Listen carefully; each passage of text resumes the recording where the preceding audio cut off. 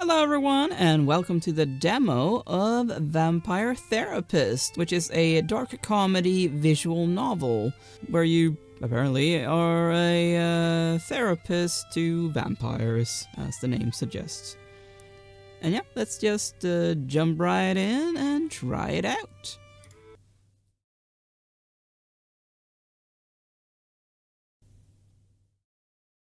My name is Sam Walls, and I'm a dead man. Well, kinda dead at least. See, I'm a vampire. You're Now, you think undead. that means all that Dracula hooey, like hissing, wearing skin-tight leather, and hunting mortals for sport? I wouldn't blame you one. That's exactly the sort of thing I did in my younger years with my former gang. And let me tell you, a vampire who's good with a gun can be a real... I got lucky, though. I met some kind Okay, mortals that's a who bit saw beyond annoying. my fangs. Taught me my letters and showed me how my thinking was keeping me from finding any kind of... After they passed on, I roamed America's majestic wilderness for nigh on 90 Bit years. annoying that it cuts figuring out off his myself and dialogue. what it means to be a vampire. And I found what I realized was it ain't fangs that make us monsters. It's the self-defeating ways we think. Anywho, as the world started getting smaller, my old vampire gang tracked me down. Them being my kin, I wanted to help them see the world like I did, but they still have the same monster mindset I used to have. But I got hooked up with this newfangled internet thing and found a vampire who's helping my kin find their way. Fella named Andromachos. Supposed to be. He invited me to come out to Europe to learn from him. 3,000 years old, I figure apparently. someone older than time has got to have the answers. I'm going on a trip, I guess.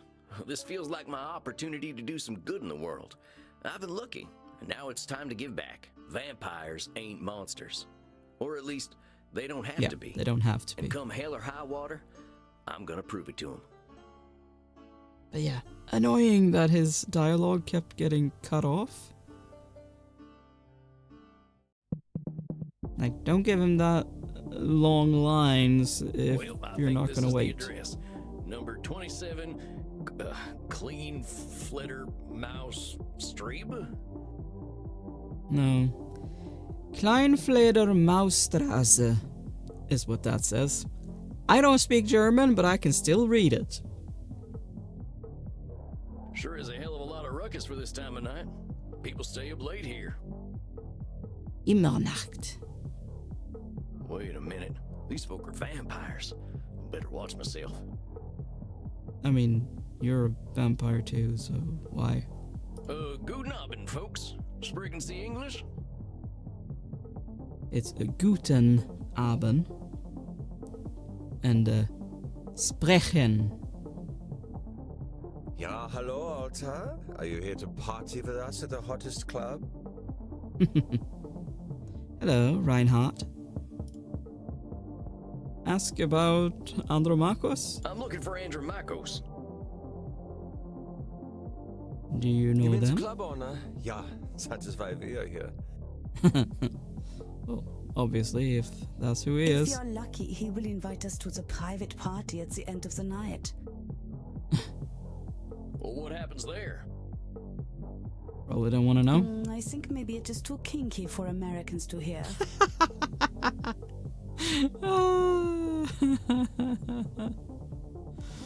Ask about the club? Well, what's so special about this club? Immernacht is the greatest club aller Zeiten. The owner makes sure everyone has a good time. Oh, nice. If anyone acts without respect, they are banned from the club forever. Oh, You are free to do and be whatever you like, as long as you are harming no one. that's nice. And I hear that they are now attracting sexy old cowboys. Gee, I wonder what makes her say that. Shh, Maxie, he is old enough to be your grandfather. Is he though? Oh, come on now. You're just flattering me. I'm only a couple 100 years old.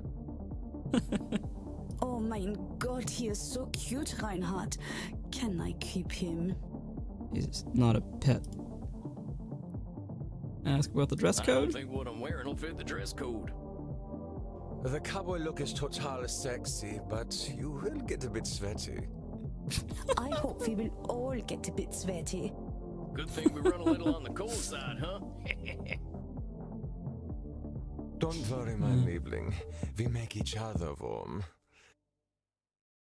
Reinhard, stop. Don't scare the American. I want to do that. Lol. Maxi Liebchen, you're so naughty tonight. No, you are the naughty one. Okay. Oh, I definitely ain't an American no more. Tell them you're here to party. I can cut loose. What kind of party is this?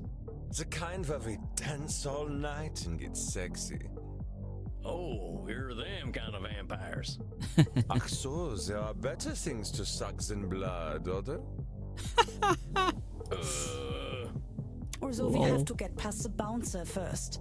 If we do not, I'm thinking our night is ruined. Oh, yeah. Says you won't be able to get in. Oh, wait a sec. There's something about what she just said. I can feel it. It reminds me of one of my revelations about the funny patterns in the way we vampires think. Okay. Well, let's see. One type of thinking I noticed I called hot branding. That's when we brand ourselves with names we can't get rid of. Okay. There's high noon mind. That's when we treat a situation like it's a do or die showdown. And Okay. there's saloon thinking. That's when we act either helpless or invincible, like we've just drunk a pint of moonshine. I can always check my journal if I need examples. I kept all my notes about the funny ways we vampires think in there. I think I know which one of them funny ways they're thinking in, though. Hold on, compadres. You seem like the kind who can make their own fun. I don't want to have my own fun. Immernacht is the only place to be on Friday night. Okay.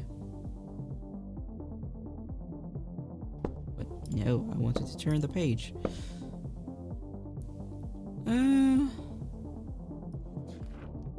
Feels like that fits.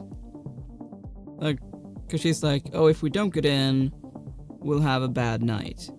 So yeah, that's like black and white. So it feels like it's high noon mind. Yeah.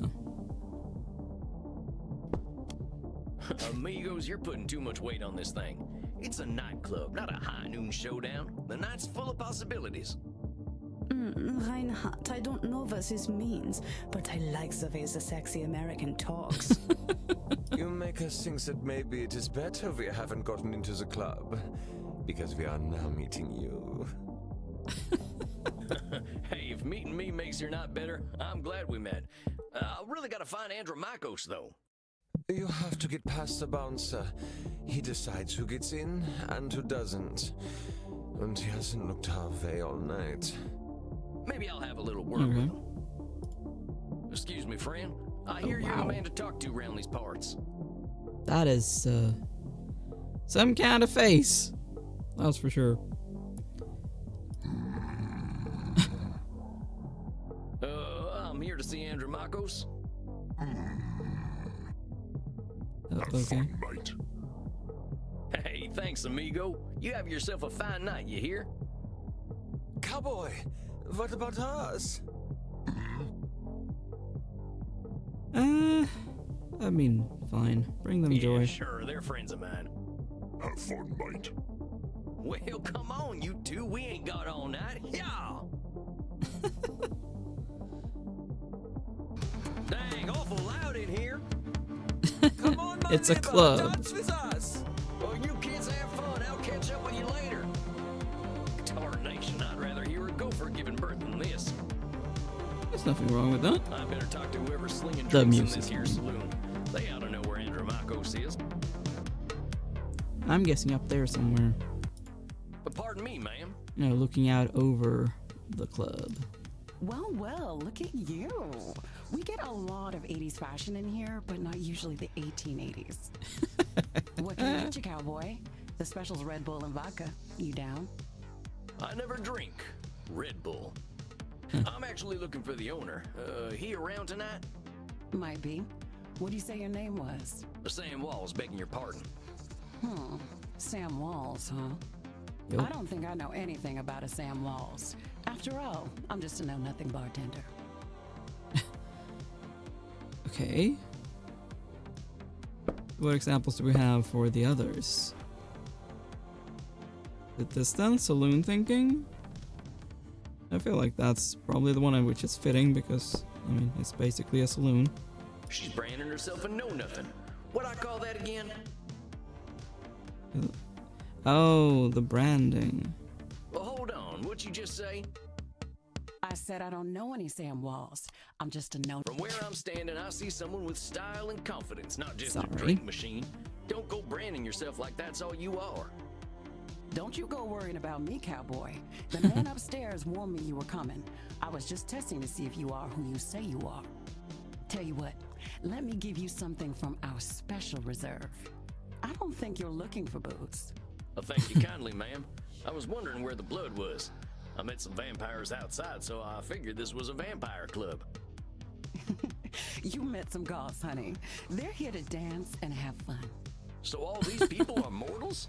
How do you think the head vampire gets his blood? They can't wait to share it with him. It's Okay. a special experience. He's the only real vampire here. Well, him and Bert. Bert? That bouncer. You met him already. Bert, shuffle on over here. Yep. You can see that he is a vampire. This one's here to see the big guy. Show him upstairs, okay? Have fun, mate. Good luck up there, cowboy. Hope you find what you're looking for. Well, we'll see.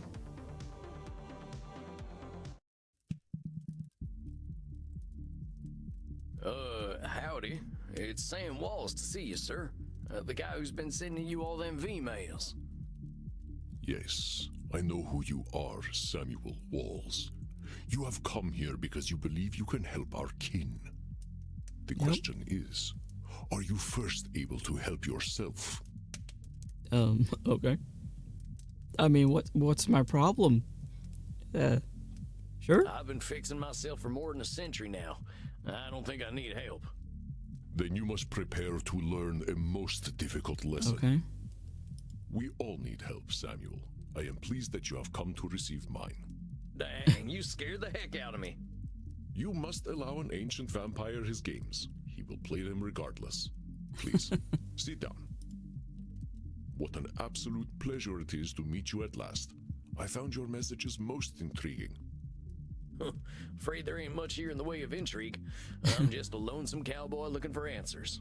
You know, I receive emails every day from vampires seeking my help. You are the very first to seek my aid in helping others. This alone makes you intriguing. I can see that. Well, dang. I think you're going to be sorely disappointed when you get to talking to me. I'm just honored you're giving me the time of night. I have unlimited time, Samuel. I am pleased to share some of it with you. Our kind can be rather set in their ways. It is inspiring to see someone so young and eager to learn. Yeah, well, I wasn't much for learning when I was alive. Just making up for lost time, I guess. It sounds as though you have been handling your own life better than most. I was particularly intrigued by these revelations you had while walking in nature. Oh, yeah, them. Well, I give walking the credit. Nothing sorts my thoughts out better. After a few decades, I started seeing patterns in the way we vampires think. Can you explain some of these patterns? I've tried to explain them to other vampires, but it ain't never gone well. I can try, though. See, we tend to assume certain things just because we've been believing them since we were alive. Which isn't that weird, really. Or we decide the world's against us just because we're hungry or tired or something. And when we start tackling problems that ain't real, we ain't fixing our real problems. That make any kind of sense? Fascinating, Samuel. These revelations that you had in the woods, mortal psychologists have a term for them. They are called cognitive distortions. Cognitive whoozy what now? Distortions. Cognitive distortions. They are exactly as you described them. I will explain in a moment. Please, tell me about these specific revelations you had. Okay. Explain High Noon Mind. Well, I noticed how we stress ourselves out by making everything a battle of do-or-die absolutes. High noon mind, I call it. Like that feeling you get right before a big shootout. I must confess I have no experience with this feeling. I engaged in mortal combat long before the age of gunpowder. But the sentiment you describe mirrors the words of my old friend Marcus Aurelius. He used to say that the magnitude of life's challenges often turn us into our worst selves. Wow. Oh, well, did say that you were 3,000 years old, so makes sense that you were around then. After all, that's not that long ago. that Marcus Aurelius was around. The magnitude of life's challenges often turn us into our worst selves. Yeah, You mean Marcus Aurelius, the Roman emperor? of course. Of course, his name was Marcus. Marky was a bedroom name. You Okay. mean you and the emperor were... It was ancient Rome. Penetration was similar to a handshake. My apologies. I somehow forgot you were American. But let us discuss this high noon mine. I believe we can broaden your definition. Mortal psychologists call this phenomenon of binary thought polarized thinking, but I like to call it Nosferatu thinking. Okay. Nosferatu thinking? It means you are thinking in black and white. Lol. I get it. That's pretty funny. I believe it encompasses the breadth of the distortion. One is not flatly weak or strong, good or evil, smart or stupid, a success or a failure. The truth is far more complex and colorful. Yep. It's a spectrum. Not every high noon gunfight ends in oblivion, correct? No. But yeah, that's true. Getting shot still ain't fun, but it ain't the end neither. I mean, it can A be. perfect example, Samuel. Now, try to catch me using Nosferatu thinking. Okay. I'll give you a series of statements, and one of them will contain Nosferatu thinking. Okay. I will repeat them if you miss it. If I do not drink blood, I will surely die. Get that. That is Nosferatu thinking. Is that Nosferatu thinking? No, Samuel. In this case, I am not arguing with reality. If we do not drink blood, we die. This is a fact of being a vampire. True. Let us continue. Death eventually comes for us all. No. Mortals will always fear our kind. That is definitely That's not. Nosferatu thinking right there. I've met mortals who knew who I was and weren't scared. Yeah. Very good, Samuel. And even if you hadn't, to say mortals will always fear us ends any hope that they might not. Yeah, and I mean, can't predict the future. Always is such a terminal word, is it not? Would Yep. you like to discuss It's an more of your absolute. revelations with me? Sure. Saloon I thinking. realize that as vampires, we can get the feeling of the power that comes with immortality and strength, but then we get hopeless and aimless over time. It's kind of like the fella you see in the saloon at the bottom of a bottle of whiskey. Either he thinks he can fight everyone, or he's crying into them last drops because he thinks life's hopeless. It's saloon thinking. Two extremes that probably ain't true. A fascinating observation, Samuel. Your saloon thinking was described in my time as the battle between hubris and nemesis, the twin excesses of arrogance and self-pity. Oh man, it make me wish I'd gotten some schooling. Maybe I would have figured this stuff out earlier. You live forever, my friend. There is no rush. Well, until someone kills you. What you have identified is a phenomenon where individuals perceive either an illusion of control or a lack of control. Mortal psychologists call this phenomenon you have described a control fallacy. Rarely do we have complete power over our situations or no power True. at all. But we create this illusion that stops us from attempting to change our perceived situations. Yeah, you're right about that. I used to think I'd never get away from my gang, and maybe that's what made me stick with them for so long. Yes, you see how cognitive distortions keep us from facing reality, whatever that reality may be. Of course, I am so old and powerful that I am always in control. I mean, I would say that that is that. You're testing me, ain't you? That's a control fallacy right there. Yeah. Well done, Samuel.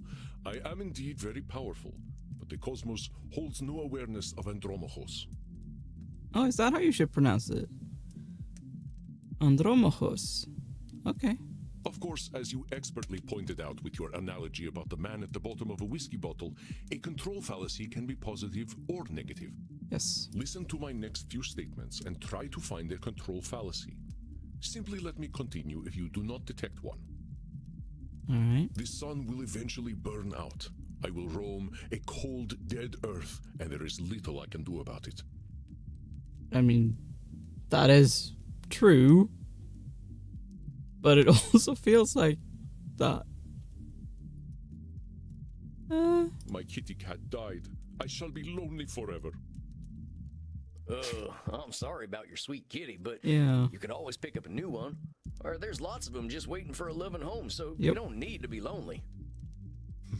It was just an example, Samuel. Well spotted. But I do speak from experience. I felt this way once when a pharaoh I was dating had our cat mummified. I went into a murderous depression that nearly decimated the continent. But I had the power to help myself all along by adopting a new friend in need of a home. Well, dang, don't let me get on your bad side. I doubt you shall see it, Samuel. Did you have more revelations to tell me about? Yes. Hot branding. I used to be in a gang. They were my whole existence. If you asked me who I was, I would have said, I'm a murdering bastard.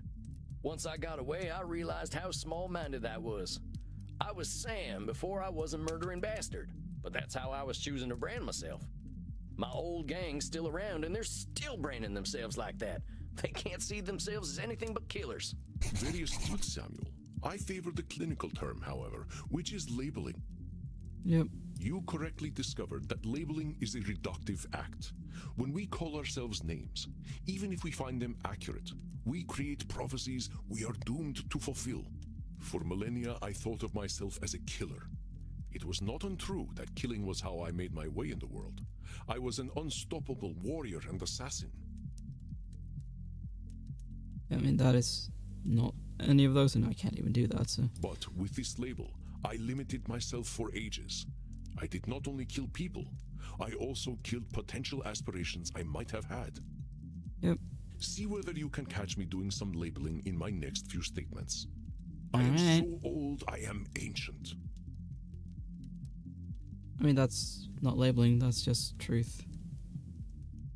Call me whatever you like, but don't call me late for dinner. How shall I describe myself? Yes, I am a mass murderer. That is Well, labeling. that's about as clear a labeling as it gets. Yeah, we vampires tend to do a lot of killing, but reducing ourselves to killers ain't doing us any favors. Nope. Excellent, Samuel.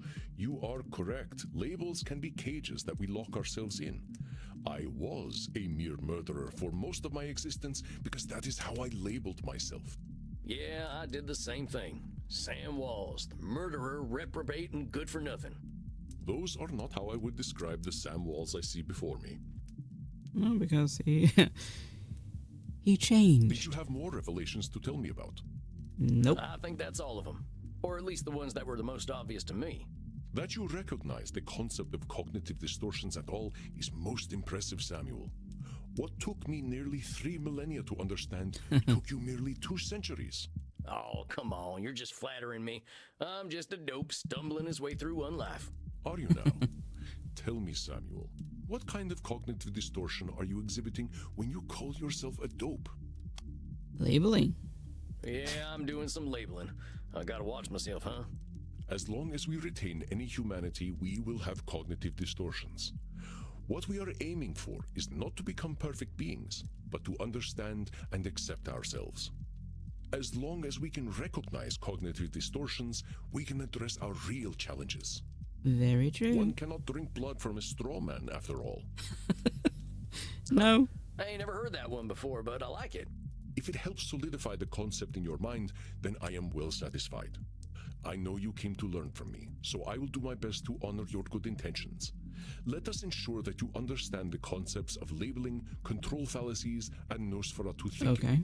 I will give you a series of statements, and each one will contain a cognitive distortion for you to identify. I will begin. Alright. If I invite over my vampire friends, I know I'm going to have to deal with guano all over the place when they turn into bats at the end of the night. Is that a Nosferatu thinking, maybe? It's definitely not labeling. But I'm like, oh. Well, that ain't right. He's acting powerless, like a man clinging to the whiskey Right. bottle. What Andromaco say that distortion was? If I invite over my vampire friends, Well, there's a control fallacy, sir. You're acting like you've got no control, but you could lay down some ground rules for guests, or some newspaper.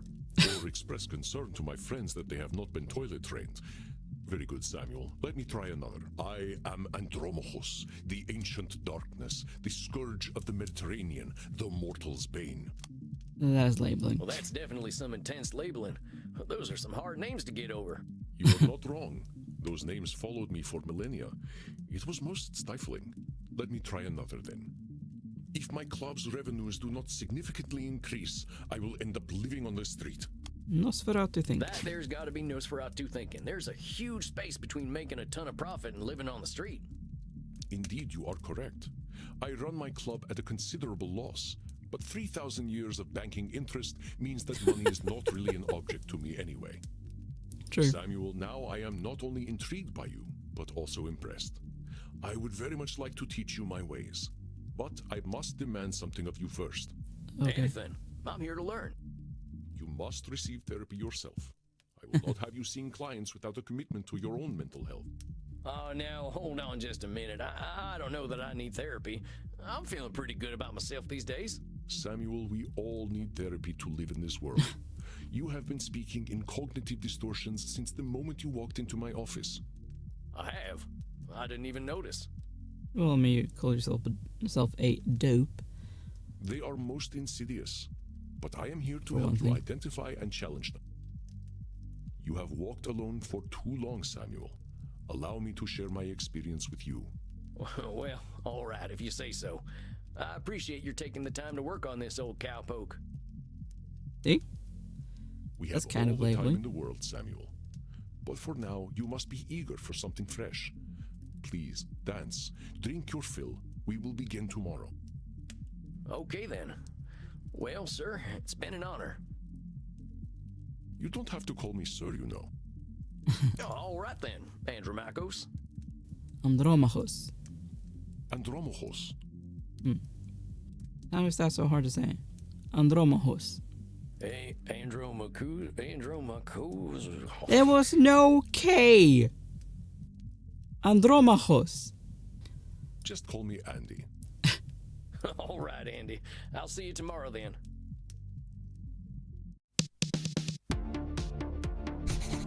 Dang, look at all them mortals, sweating, blood pumping. I am thirsty. There ain't no power on this earth that'll get me on a dance floor. Maybe I'll see if the bartender's got anything for me. Well, I am going to end this video here. Thank you so much for watching. Please consider leaving a like and subscribe, and I will see you next time. Bye!